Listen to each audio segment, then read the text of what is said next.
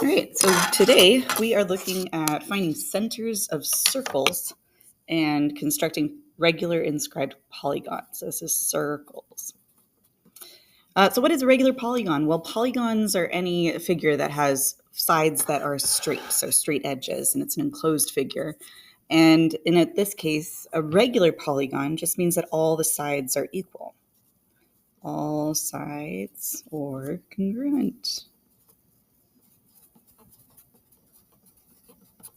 So what does the word inscribed mean? Well, inscribed kind of sounds like what it sounds like. It's inside. So if you're inscribing a polygon, it means that you're putting a straight-edged figure inside of the circle itself. And so we're going to look at two different techniques today. First off, we want to find the center of a circle.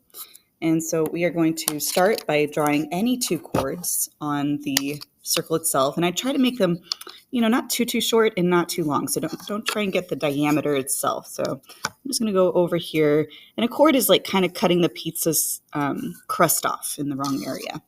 So I'm going to do one over there and I'm going to do the other over here. And they don't have to be anywhere close to perfectly the same length. It's okay if you go a little outside, but you do want to make sure that it crosses at 2 points and that they are straight. After this, we're going to find the perpendicular bisector of each of those. So the perpendicular bisector is where we make our compass a little longer, like about 2/3 of the length of our segment that we're doing the bisector of. And we're going to draw a little arc on the top. So again, keeping your point as perfectly as you can. A little arc on the top and on the bottom. And we're going to try and make sure that they intersect. So where do you think the perpendicular bisector is? And then we're going to do the same, not changing the compass on the other side. So 1 and 2. And so now we can use our ruler and connect those 2 points that we just drew. So I put my pencil on one of the intersecting points. I kind of just play with it to see how far away I need to make the other one. There we go. And so I'm going to make this a little bit longer because I think the center is kind of somewhere over here, but I'm not entirely sure.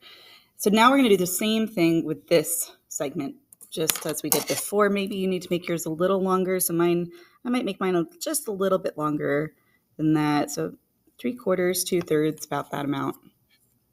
The exact length is not a problem at all.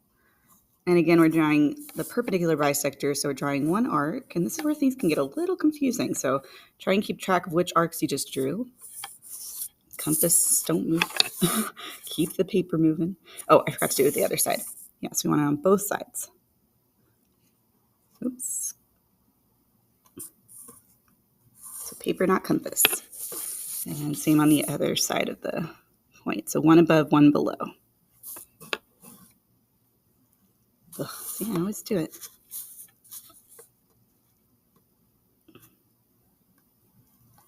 All right, and once again, we're connecting the 2 points of intersection.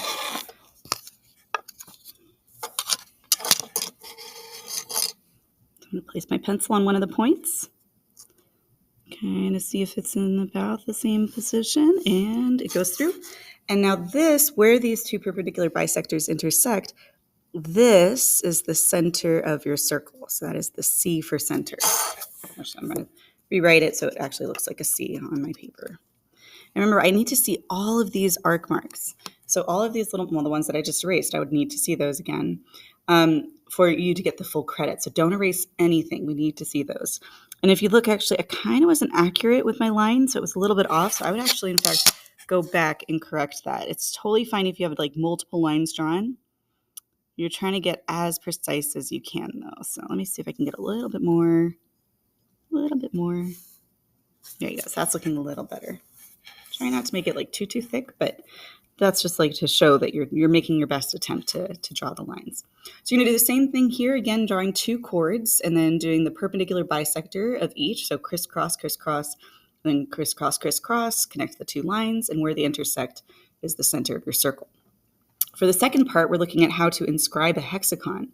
And this is actually kind of fun, not too difficult. We're going to first start by, I'm just going to show you right on this one. So we're going to start by drawing a circle. And I would try and make it like so it doesn't overlap the words. So I'm going to shrink mine down just a little bit and pop my center there, holding it nice and firm at this point, gently touching the pencil to the paper and rotating the paper around. So it's totally fine if your circle is not super dark. It's okay if it's not all perfectly the same darkness as well. So I see faint little markings here, but that's fine. And you do want to make sure you can identify where that point was. So actually that was my bad. We should have started with a point in the center, but I could see where mine was because I had a nice sharp point on my end. But if you didn't get a chance to do that, just do another one, place your point first, and then draw the circle. Now, I haven't changed my compass at all. It's still the width of the radius itself. And so that's what we need. We're going to start by placing a point on our circle, anywhere on the circle. I see a nice little point kind of right there. And it doesn't matter where. And keeping the compass the same length as the radius, we're just going to go around from point to point, marking little arc marks. So I'm going to do one little arc mark here, draw another little point here, another little arc mark there, another little point here, little arc mark, another little point, another arc mark, point, arc mark. And what you should get, which it doesn't always happen, and that could just be that we're not being perfect enough, precise enough, but look at mine. Mine isn't quite perfect either, but that's pretty darn close, is that it matches with the original point. And that's what you want to get, because what we have, it's okay if it's a tiny bit off for this one, just a tiny bit. You can always go back and try again if you want, like maybe if you're like, I want to try and be more perfect, you can draw it again over there. But now we're going around, we're connecting all those little points that we had. And this is going to create our regular polygon.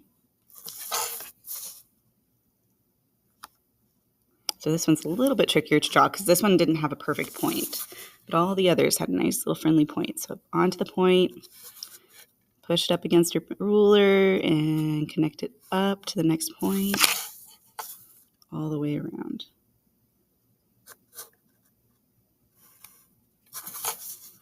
And that is how we inscribe a regular polygon. So this means that all of these side lengths are equal to each other. And the reason for that is because they are all equilateral triangles. So they all have radiuses that are the same length. And we went around and made sure that these are all the same length.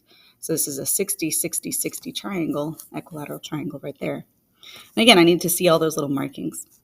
For inscribing a square, we're going to start with a point on a circle. And it will be through one of the vertices of the square. So it doesn't matter where, like they did theirs on the perfect left, right, up and down. I'll try and intentionally make mine all the way over here. We're going to draw the diameter. So we already have the center of the circle for both of these ones. So we can draw the diameter. It just goes through the center. So I'm going to connect my point through the center there. And then let's see, creating point C on the other side. So this is point from point A to point C. And then we're going to set the compass on point A and set the width a little more than the distance. And it looks like we're doing a little perpendicular bisector. So I'm going to go a little bit more, about there. So about 3/4, 2/3, just like we've done before. One little arc above, one little arc below. And same on the other side. Not adjusting your compass. One above. Oh, do that every time. And one below. We're just connecting those two up. So a lot of this is perpendicular bisectors that we're using. And then we're now going to connect up all of these little points in the circle going around. And that is our inscribed square.